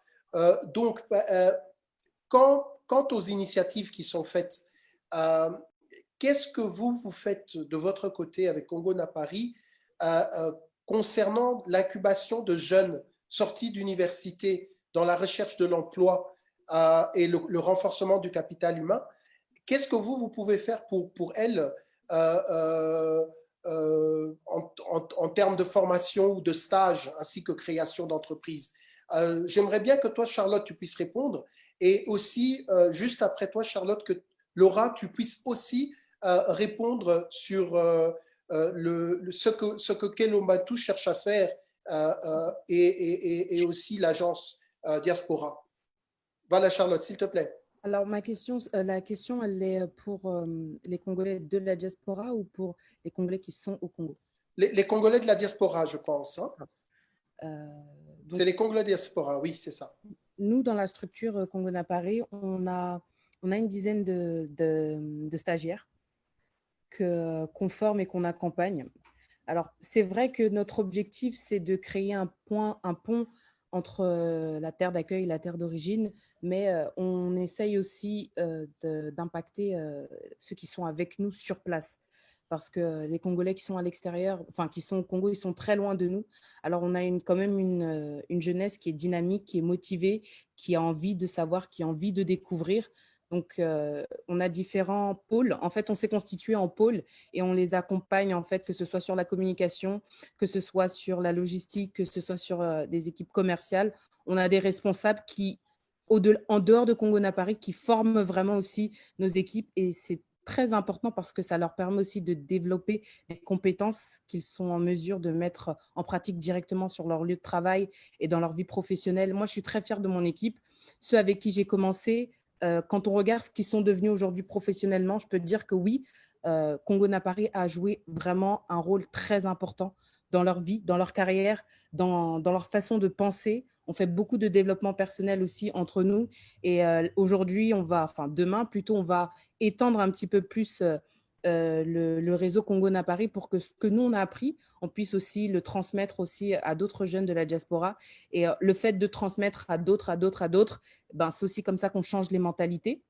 Et c'est aussi comme ça qu'on va créer au moins un petit peu de résultats. Merci beaucoup. Laura, est-ce que tu peux aussi donner ton point de vue par rapport à la question sur l'accompagnement aux jeunes et en stage et ainsi de suite de la diaspora? Et puis après, je voudrais ajouter une question pour toi aussi, mais qui est aussi une question pour les autres. Hein. Vous allez pouvoir tous donner votre point de vue dessus. C'est une question qui vient du directeur, donc du chef de service. Non, excusez-moi, c'est une question qui vient de quelqu'un d'autre. Mais c'est une question intéressante. Alors, je la lis. Donc, la personne dit j'aimerais poser une question concernant le statut, encore une fois, des membres de la diaspora dans leur pays d'origine et qui concerne aussi bien les entrepreneurs et les employés. Alors, l'État congolais impose des quotas d'étrangers dans les entreprises selon les secteurs. J'entends régulièrement des personnes qui trouvent de l'emploi, mais à qui on demande de prendre la nationalité congolaise pour que l'entreprise respecte son quota d'étrangers. Les étrangers qui entreprennent sont également soumis à un régime fiscal quota, ne pourraient pas être mis en place. Non, excusez-moi. Est-ce qu'un régime fiscal ou des dérogations concernant les quotas ne pourraient pas être mises en place pour les étrangers d'origine congolaise? Est-ce que cela ne mettrait pas en danger l'employabilité des locaux? Oui, c'est ça la question, très intéressant. En fait, c'est moi qui ai posé la question, mais je ne savais pas si je pouvais intervenir à l'oral. Ah, donc... c'est toi-même qui poses la question. Ok, excuse-moi. Et on était en train de la lui reposer. C'est magnifique. Voilà. Voilà, donc, alors pose ta question. Fais comme ça. Interviens sur le point par rapport à l'accompagnement. Et puis après, pose ta question aux panélistes alors. Ok. Alors, comme je l'expliquais tout à l'heure, nous, on a une volonté de mettre en place un programme qui va accompagner en fait donc, les membres de la diaspora dans leur retour au Congo. Maintenant, c'est vrai que je me suis rendu compte qu'il y a beaucoup de gens qui souhaitent revenir. La plupart, c'est des jeunes en fait, soit des jeunes actifs, soit des gens qui viennent d'avoir leur diplôme. Et du coup, ils ne savaient pas trop comment finalement commencer ici en RDC. Et donc, on a eu l'idée, en fait, de mettre en place des stages. En fait, l'idée, c'était qu'on leur permette, si vous voulez, de tâter le terrain, parce que c'est vrai que c'est difficile, j'en sais rien, moi, à 20 ans, de savoir si on a envie de s'installer au Congo alors qu'on ne connaît rien du Congo, que les seules choses qu'on connaisse de ce pays, c'est ce que nos parents nous ont dit. Parfois, comme disait Charlotte, des choses très négatives et parfois des choses très positives. Moi, j'ai parlé il n'y a pas si longtemps avec une amie qui me disait, mais quand je vois tes photos, quand je vois tes interventions, quand je vois différentes choses concernant ta vie au Congo, j'arrive même pas à m'imaginer que c'est le Congo parce que ce que ses parents lui ont dit en fait au sujet du Congo était très péjoratif. Et bon, après, c'est l'expérience qu'eux ont vécue ici. Donc, du coup, je me suis dit que les stages seraient vraiment une bonne méthode pour les jeunes, en fait, d'être vraiment confrontés aux réalités. Parce qu'en effet, les gens, moi je sais qu'il y a beaucoup de personnes qui m'ont dit oui, mais en Europe, on est victime de discrimination, on a du mal à trouver de l'emploi, donc on envisage vraiment notre vie au Congo où on sait que là-bas, on va valoriser nos compétences, enfin, on va considérer nos compétences, on va considérer nos connaissances, on sera chez nous, on sera plus stigmatisé, etc.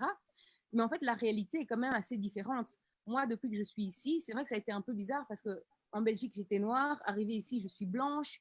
Bon, ça, c'est aussi dû à mon métissage, mais c'est aussi le cas pour des personnes qui n'ont pas de métissage, disons, je peux dire de sang, mais qui ont un métissage culturel, en fait. Les gens, ils savent ici quand vous êtes... Enfin, ils le sentent, en fait, quand vous n'êtes pas d'ici, parce que vous avez des manières, vous avez des manières de faire, en fait, qui sont différentes des gens qui sont ici. Et donc, en fait, vous êtes de toute façon un peu stigmatisé. Maintenant, l'idée, en fait, à travers ces stages, c'était de leur offrir finalement une période d'adaptation, leur permettre, en fait, de s'adapter au territoire. Parce que tout le monde parle souvent de tout ce que la diaspora peut amener en revenant ici, toutes les compétences, les connaissances qu'elle peut partager avec les locaux. Mais les locaux ont énormément de choses à apprendre aussi aux gens issus de la diaspora, parce que souvent, ils viennent avec pas mal de lacunes culturelles, pas mal de lacunes aussi par rapport aux connaissances du pays. Ils viennent avec les connaissances qu'ils ont entendu dire, etc. Mais elles ne reflètent pas réellement la réalité. Donc, l'idée, en fait, qu'on avait à travers le projet de stage dont je pense que tu parlais, c'était vraiment, en fait, de finalement les aider à trouver des stages ici, les aider à s'immerger professionnellement, en fait, pour qu'ils aient une image beaucoup plus réaliste donc, de la vie ici et qu'ils puissent ensuite décider de soit rester en connaissance de cause, soit éventuellement se dire qu'en effet, le pays n'est peut-être pas adapté à leurs attentes. Alors, il nous reste 10 minutes. On va… Peux-tu revenir sur la question rapidement? Oui, voilà. Peux-tu revenir sur la question? Oui, alors juste la question, en fait, c'était que… donc, on revient encore une fois sur le statut des membres de la diaspora, que j'ai vu que Madame Patricia Guisquès a encore soulevé dans les questions-réponses.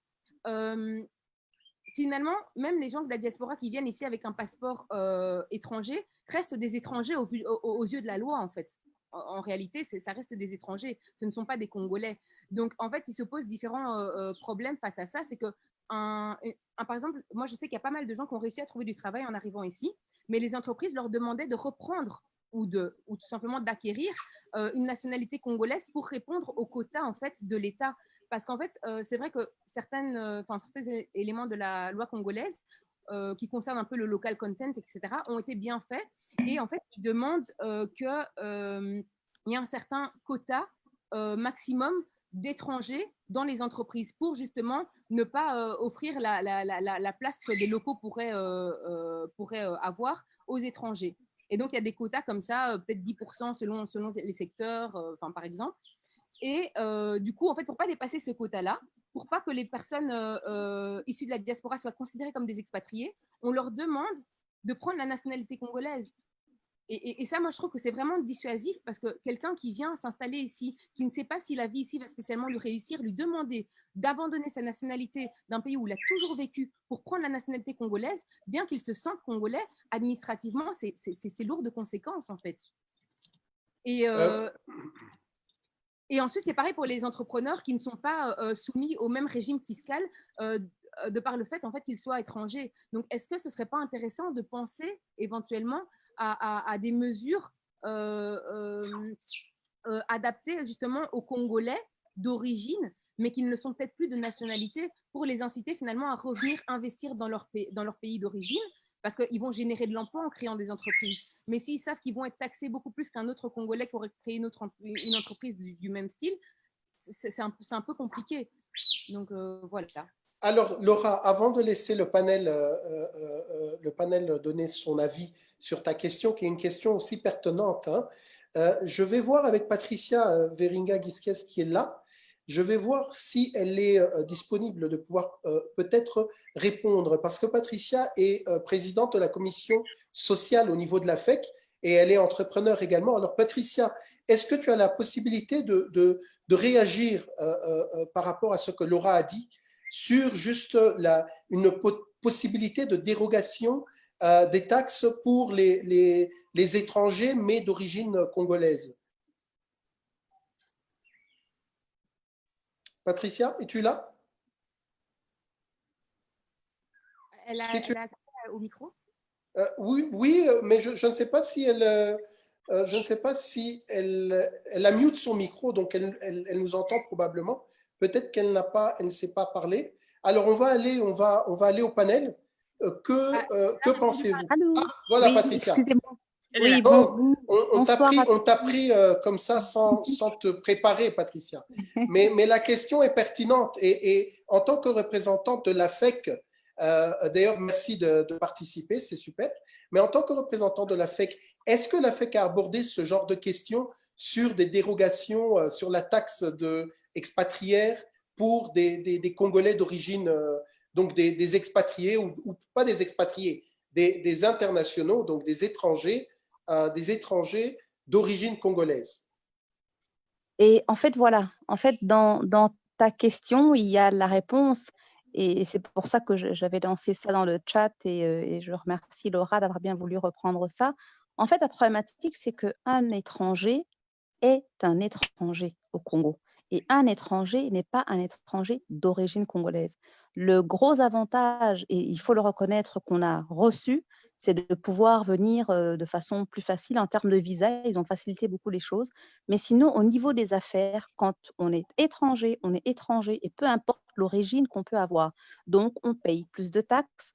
Moi, quand j'ai commencé le Job Factory, je crois que je l'ai déjà dit un jour, j'ai dû à l'époque payer même la taxe présidentielle. Donc, tout ce qui existe au niveau économique pour l'instant est absolument dissuasif, c'est vrai, mais en même temps, il faut bien qu'on commence quelque part et puis il faut aussi démontrer de notre présence parce que ce serait bien beau de demander d'avoir des exonérations ou autres, mais si on n'est pas présent, c'est difficile.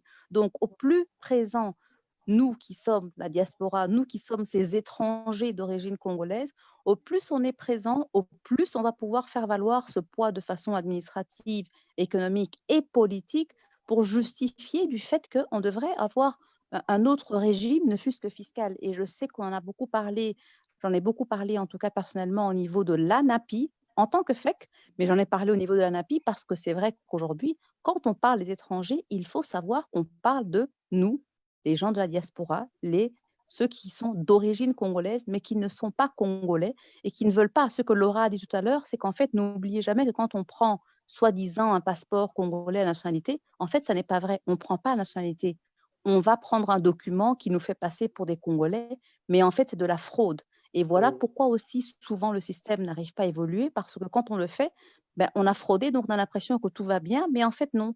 Le système légal ne change pas. Donc, il faut que nous puissions être ce que nous sommes et revendiquer et faire valoir cela comme l'ont fait, par exemple, c'est le gouvernement qui a décidé, mais en Éthiopie, on a donné des mesures fiscales plus avantageuses pour leurs diaspora qui sont beaucoup américains ou autres, ou canadiens. Ils ont reçu des avantages fiscaux en Éthiopie et donc ont massivement investi en Éthiopie, malgré qu'ils ne sont pas nécessairement revenus y vivre, mais ils ont développé énormément d'affaires et ça a été un apport économique très, très, très important et très stratégique. Donc, c'est ce que nous devons faire et pas faire des faux semblants en faisant comme si on avait un passeport alors qu'en fait, c'est quelque chose de totalement illégal.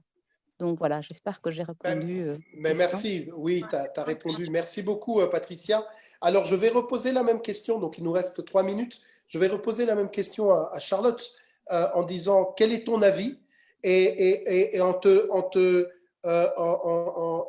disant que voilà, moi, Charlotte, j'ai envie de rentrer en RDC. Qu'est-ce qui, pour moi, serait parfait?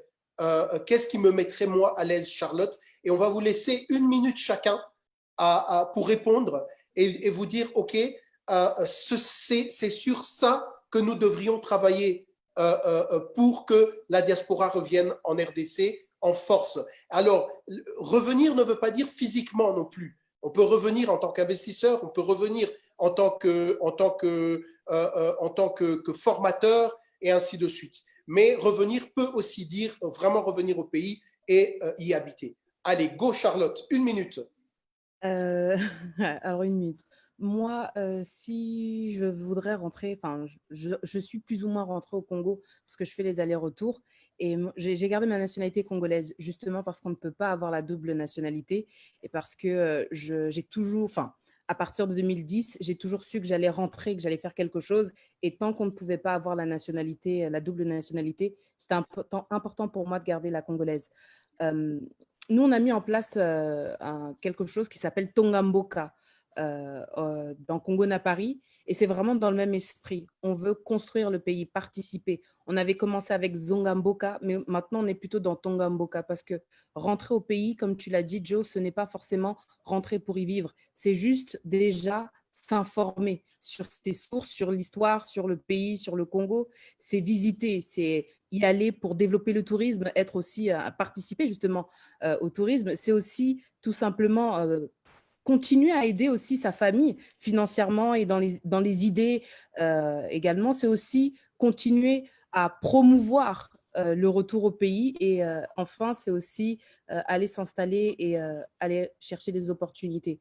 Donc, moi, je ne suis pas spécialiste, je ne suis pas une institution pour dire ce qu'il y a de mieux à faire, mais ce que j'aimerais vraiment, mais vraiment, c'est que les institutions puissent s'impliquer réellement en posant des actes concrets, en vulgarisant toutes les aides, toutes les structures qui puissent exister pour nous accompagner, parce qu'on est réfractaire aussi parce qu'il manque cet accompagnement. Donc, c'est bien de faire des grands discours pour dire qu'il faut rentrer. Maintenant, il faut passer à l'étape suivante, c'est de communiquer sur toutes les initiatives, sur toutes les structures qui sont mises en place pour accompagner la diaspora et nous aider à rentrer. Bien. Joe, tu es en mute. Oui, j'ai vu que je t'ai en mute. Passer Vas-y. la parole à Noël pour qu'il puisse écouler 5 minutes à répondre aussi à cette question-là. Noël. 60 secondes, Noël, 60 secondes. Oui, je comprends. On est habitué à parler comme des avocats, donc ce n'est pas facile à gérer le truc. Bon, je voulais dire aussi, quelqu'un qui a beaucoup d'expérience maintenant avec la diaspora à travers le monde, en Asie, en Amérique, en Europe, les gens veulent faire du business. Ils veulent entrer en contact avec des personnes dans le monde réel comme Joe, comme Johnny, Bonimaya sur place. Ils veulent les informations. C'est ça ce que les gens cherchent. Ils veulent les informations. Mais pour trouver ces informations à travers le gouvernement, c'est très difficile. Maintenant, nous, on a mis en place la structure de Congo Business Network comme réseau d'affaires, assister les personnes à entrer en contact avec les personnes directement à Kinshasa ou à travers le pays, le Lubumbashi, comment. Maintenant, quand les gens arrivent, que cela soit physiquement ou à distance, ils veulent que les choses soient faciles. Côté administration, démarche, ok? Ne complique pas les gens aussi, ne demande pas de l'argent. Quelqu'un vient, donc il dit, un investisseur, tu demandes déjà 5 000 $. Mais tu as fait quel genre de travail? Voilà, donc faciliter les démarches au niveau local et les gens vont venir investir et le pays va vraiment, vraiment émerger. Donc, Merci, je pose la Noël. question, maintenant on va aller vers Laura. Donc, alors, pour Laura, Laura en dernier, parce que oui, c'est un cas différent, Laura. Ok, d'accord. Alors, Elodie, donc, Elodie est toujours parmi nous? Oui, toujours là. Mais je pense que ça reprend un peu tout ce qu'on a dit ici. Je pense que les personnes qui souhaitent revenir souhaitent avoir des garanties au niveau de la législation du travail, je pense, des garanties notamment au niveau de la fiscalité, des incitants, un accompagnement comme ça a pu être dit et répété. Et juste pour rebondir sur ce que Laura a expliqué tout à l'heure et Madame Beringa a rebondi là-dessus, je pense que non, c'est impensable. Si on rentre en RDC et que parce que la diaspora, elle rentre en se disant, je vais apporter une valeur ajoutée, c'est pas pour refaire, de nouveau des pas en arrière et de nouveau, on est ici, on plaide pour le respect de l'état de droit, on est quand même d'accord. Il faut garder en tête que ça, des fraudes comme ça, dans le pays d'où l'on vient, ça serait inadmissible. Donc, je pense qu'il faut que la diaspora tienne bon et s'accroche à ses principes lorsqu'elle retourne dans son pays d'origine. Voilà. Merci, Elodie. Alors, Laura, toi, tu es déjà rentrée. Mais la question, en fait, c'est toi qui es rentré, qui vis la RDC au jour le jour, qu'est-ce que tu sens que tu as besoin comme appui et apport pour améliorer ta vision ou améliorer, voilà, pour pouvoir améliorer ta vision et ton expérience, exactement. Donc, pas pour aider les gens à revenir vraiment vis-à-vis de moi-même, c'est ça? Oui, là, c'est vis-à-vis de toi-même, en tant que RIPAT. Tu es une RIPAT. Qu'est-ce que tu sens qui est bon et qui manque? Alors, je pense qu'au stade où moi j'en suis, je pense que voilà, j'ai tout fait pour m'installer malgré disons, les barrages qu'on m'a mis sur la route, malgré les difficultés, etc. Mais c'est vrai que si ceux qui auraient pu vraiment me faciliter la vie et m'aider, ça aurait été vraiment l'information. Parce qu'en dehors donc, de toutes les initiatives, en effet, qui sont bonnes à prendre, etc., le réel problème qu'on a eu, c'est le manque d'information, en fait. Quand on arrive ici, on ne sait pas comment ça se passe la recherche d'emploi, on ne sait pas quelles sont les mœurs, on ne sait pas comment se passe la recherche de logement, quels sont les prix, on ne sait pas comment ça se passe pour ouvrir un compte à la banque, quelle banque, etc. Au niveau des assurances santé, qu'est-ce que je fais? Je laisse ma mutuelle, je viens ici. Qu'est-ce qui me couvre? On ne sait pas comment ça se passe les négociations des contrats, on ne sait pas dans quelle école scolariser son enfant. Moi, je suis maman, donc c'est vrai que c'est plein de questions que je me suis posées. On ne sait pas non plus administrativement comment ça se passe. Qu'est-ce que je dois faire? Je dois aller à l'ambassade quand j'arrive ici, je dois prévenir la DGM. Qu'est-ce qu'il faut faire en fait? Et finalement, c'est plein de choses qu'on apprend petit à petit, mais qui m'auraient quand même fait économiser énormément d'énergie si quelqu'un était là pour me transmettre toutes ces informations. Et moi, je peux totalement comprendre que ça décourage énormément de personnes qui viennent tenter l'expérience comme moi et qui finalement préfèrent rentrer parce qu'ils se disent à chaque fois qu'on a réussi à passer un obstacle, il y en a un autre derrière et un autre derrière et un autre derrière. Alors que quelqu'un qui est préparé parce qu'il a toutes les informations avant même d'arriver, ce serait vraiment déjà un énorme accompagnement et une énorme aide en fait. Donc pour moi, ce serait vraiment hyper important et c'est vraiment sur ce qu'on travaille et Joe sait de quoi je parle, sur un point focal qui réunirait justement toutes ces informations justement pour aider finalement ces membres de la diaspora à revenir s'installer sans à chaque fois être surpris par un nouvel obstacle en fait et qui est vraiment décourageant. Donc cette initiative répondrait justement, serait une solution à ce manque d'accès à l'information dont beaucoup dans la diaspora sont butés et qui représente maintenant un frein. Je pense que je vais passer mon temps, mais je voulais ajouter un petit commentaire à ce que Laura dit. Donc, nous, on est beaucoup contactés en matière de Congo Business Network. La première des choses que les gens demandent, ça se passe là-bas comment? Tu fais quoi? J'entre en contact. Donc, c'est ça le problème, quoi.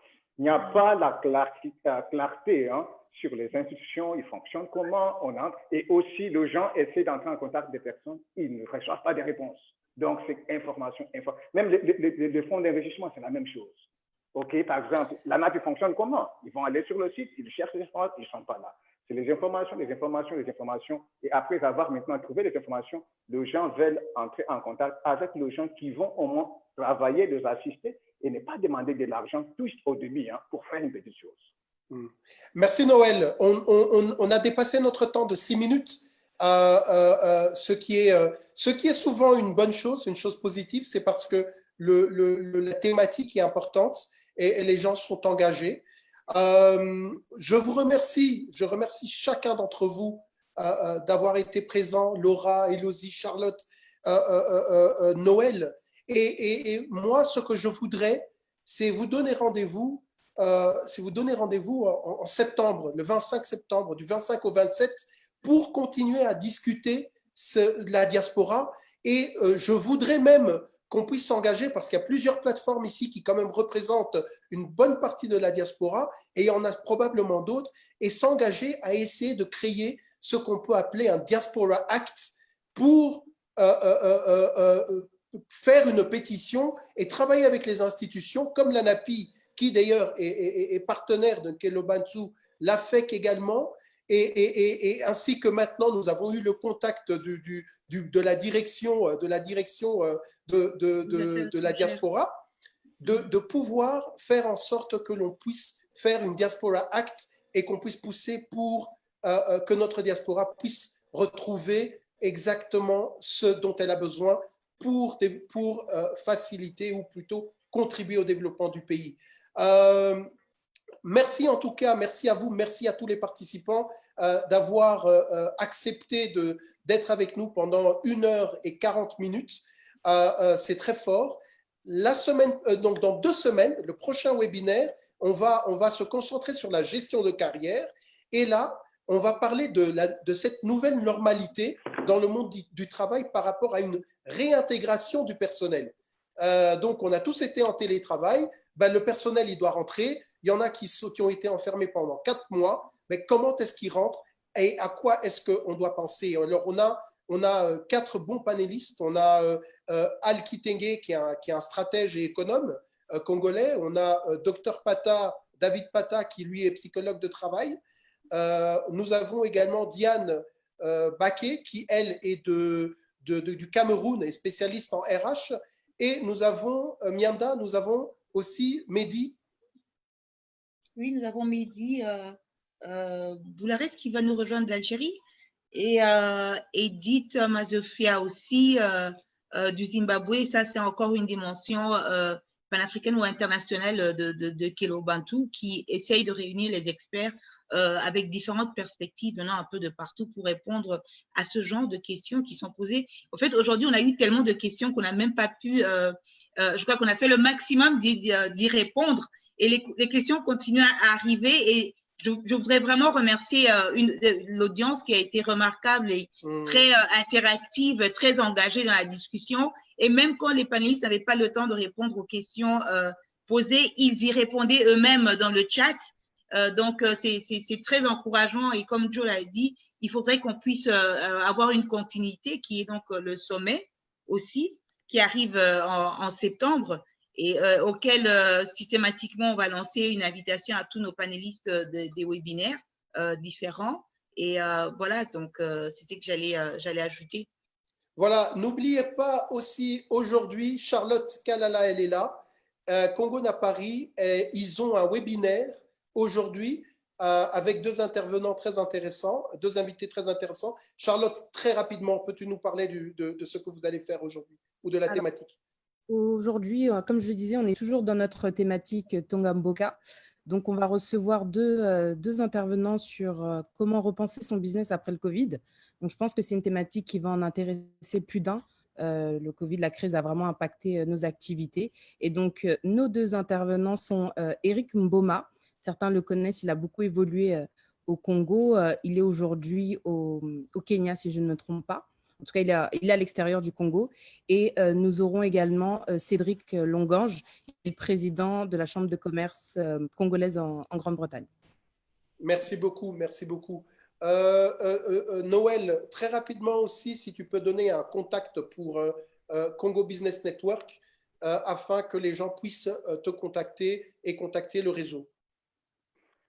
Pour les personnes qui veulent avoir plus d'informations sur les réseaux, le moyen le plus facile, c'est peut-être de m'envoyer un message sur WhatsApp à +1 212 256 1035. +1 212 256 1035, ou vous allez sur Google, vous tapez Congo Business Network, vous allez voir le site internet ou même la page, notre page sur LinkedIn, et vous pouvez nous contacter comme ça. OK. Voilà, c'est très bien. Laura, pour contacter Laura, vous venez à Nkelobantu en septembre. Et Elodie également. En tout cas, encore, merci beaucoup. Merci beaucoup. Merci pour ce que vous faites pour la diaspora congolaise. Merci pour ce que vous faites pour les Congolais en RDC, parce que beaucoup d'entre vous sont aussi dans des missions associatives et caritatives. Donc, nous, on vous remercie et donc rendez-vous en septembre pour continuer à discuter sur la diaspora et créer ce Diaspora Act. Je pense que c'est faisable ensemble. Joe, rapidement, il y a une question.